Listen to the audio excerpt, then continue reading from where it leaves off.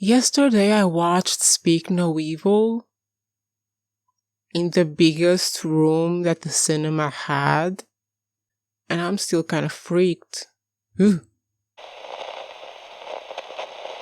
We are starting with the obvious choice. If you don't watch this during fall, this is one of my top 10 favorite films of all time. And I mean, I watch a lot of stuff.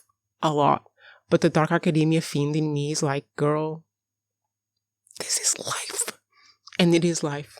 It is life because it is life-changing. And yes, one day in the medium to near future, I will start a series on this channel discussing my top 100 favorite films of all time. Will it potentially take up to 2 years to finish this series? Yes. Subscribe. From Dead Poet Society, we can only really go in one direction. Not that one. This one. Listen, this was a great movie from the beginning, but what made it a masterpiece, to me at least, was the scene where Robin Williams told Matt Damon, "It's not your fault," repeatedly. If you know, you know. You know? And if you know, you know. If you haven't watched this film, congratulations. Lucky you, because guess what? Guess what? You get to watch it for the first time. Go do it. Stop the video, go watch the film, and then come back for the rest of the recommendations, because this list is in what? In order. It is to be watched in a specific order, my people. Anyway, this is about a young man who had a really, really hard life, and he keeps reaching out for things that he wants, but then self-sabotaging himself before he gets them. He does this until he finally meets a person he cannot push away, and he finally creates a secure relationship with a parental type figure, and it changes his life. This film is for the people with dad issues. This film is for the people with mom issues. This film is for the people with childhood issues. You know? Go watch it. And after Good Will Hunting, and after Dead Poet Society, you will need a pick-me-up. You'll need a pick-me-up. So we are watching Wonder Boys. It's light academia with some dark tones academia. It stars Spider-Man, Iron Man, the guy who makes the Ant-Man serum, and freaking Frances McDormand. And after Wonder Boys, you might be wanting to do a very specific creative activity. You know, write a book. So we are moving on to Whisper of the Heart. This film is an anime and takes place in Japan, but is not from Studio Ghibli. It's about a girl who gets fascinated by the statue of this cat and imagines a whole life for him. It's not cutesies and funsies. She gets obsessed with writing this book and completely gives up everything else in her life. And by the way, she's like 15, but she does write the book. And it has this very cozy, wintry, autumny atmosphere that just makes you want to sit at your desk and write the damn book. So of course, after watching this, you will be completely, I'm gonna write the next American novel. How do you say it? The great American novel? So you know what's coming. The one and only by director/mother Greta. I was going to say Greta Thunberg. Greta Gerwig. After suffering the Joe Laurie monologue on a mountain in the wind, we need to recover. We need to recover. And there's only one place. There's only one place we can go to recover after Joe and Laurie. You also know it. Yes. Pride and Prejudice 2005 Keira Knightley version, the one and only that exists. Because you need, what would you advise to encourage affection? Dancing. You need the hand. You need I was so wrong about him. You need I love, love, love you. And you especially need what excellent boiled potato.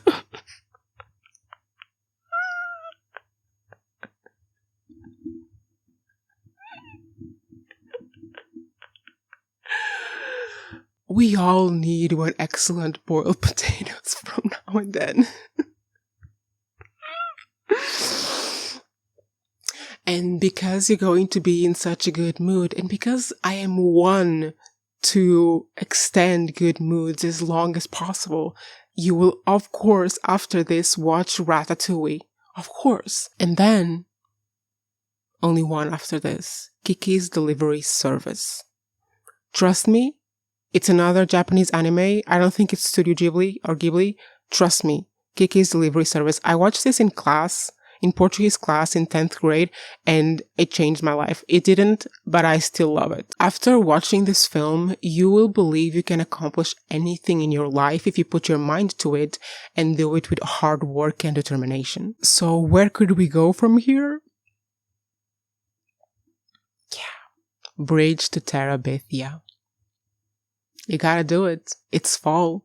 You have to suffer a little bit. This film somehow managed to completely encapsulate what it's like to be a child and to not need any television, not need any books, any computer, any phone, nothing like that. All you need is your imagination and you rule the freaking world. Well, a world you create in your mind, but still a world. You watch it and you feel like a child again, all the way up to the moment where childhood ends. It's beautiful and heartbreaking, and you have to watch it or rewatch it. Come on. And because I'm not such a sadistic person, of course, after this, you can go watch Harry Potter and the Sorcerer's Stone, because, I mean, that's such a cozy feeling, isn't it? To go back to the first Harry Potter film where possibility was endless, where your Hogwarts letter could arrive any moment. I watched Harry Potter and the Sorcerer's Stone when I was, I think, 10 years old. And I believed it.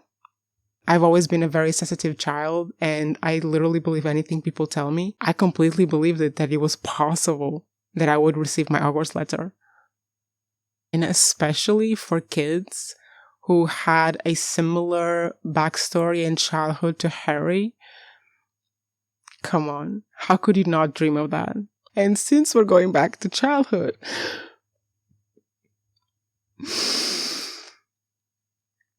Twilight. It's been going around TikTok for weeks now that we're back in ho-ho weather, and we are. So go watch it, the first one only. Don't watch the other ones. Just watch I mean, you can watch them if you want to, but for this list, just the first one. And after Twilight, we are sticking with old, immortal falls for young, same age looking mortal. With a twist, because the immortal is a woman. Listen, I don't care how much the internet hates Blake Lively right now. I think she's a good actress and she was great in this film, and I love The Age of Adeline. So it's in my list of fall movies because it's a very fall film. Just her outfits, her old lady outfits, very fall. And this movie, kind of like Bridge to Terabithia, kind of like Whisper of the Heart, kind of like Good Will Hunting and even Dead Poet Society, it's heartwarming and heartbreaking. So it fits in with autumn vibes and it fits in with the vibes of my list. And since we are getting into couple territory and it's fall and I have a degree in psychology, so we have to put some in it. We are going to Silver Linings Playbook. I love this film. Loved it. Did not like it the first time I watched it. And then I was like, I think I saw it in one of these lists. It's a perfect movie for fall. And I was like, I'm going to watch it. And I fucking loved it. And I've loved it since then. And go watch it. We all need to find someone who matches our freak, don't we? And since we are discussing fall movies that are kind of melancholic and touch on mental health issues, we cannot leave out of this list Perks of Being a Wallflower. That film changed my life. It was one of those that I watched and immediately went back and rewatched again. The only film that has done to me this year has been Challengers, where I watched it once, watched it again right afterwards, watched it again the next day, and I think a couple of days afterwards and maybe a week afterwards. I've watched the movie way too many times. I know it's like the back of my hand at this point. And Perks of Being a Wallflower was one such film.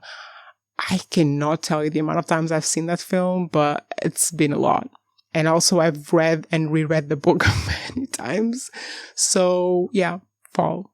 But again, I am not that sadistic. So yes, after Perks of Being a Wallflower, you should absolutely go watch October Sky, because it is a sad film. You will be sad watching it, but it doesn't end on a sad note, kind of like Perks of Being a Wallflower. And it very much gives you the kind of hopeful academia vibes. You know, when you start a new school year or a new university year or a new work year, I mean, I don't know about you, but I always get that feeling where it's like a brand new start and I can be extremely committed and I can do anything if I'm motivated enough and I can achieve all of my literary and academic goals.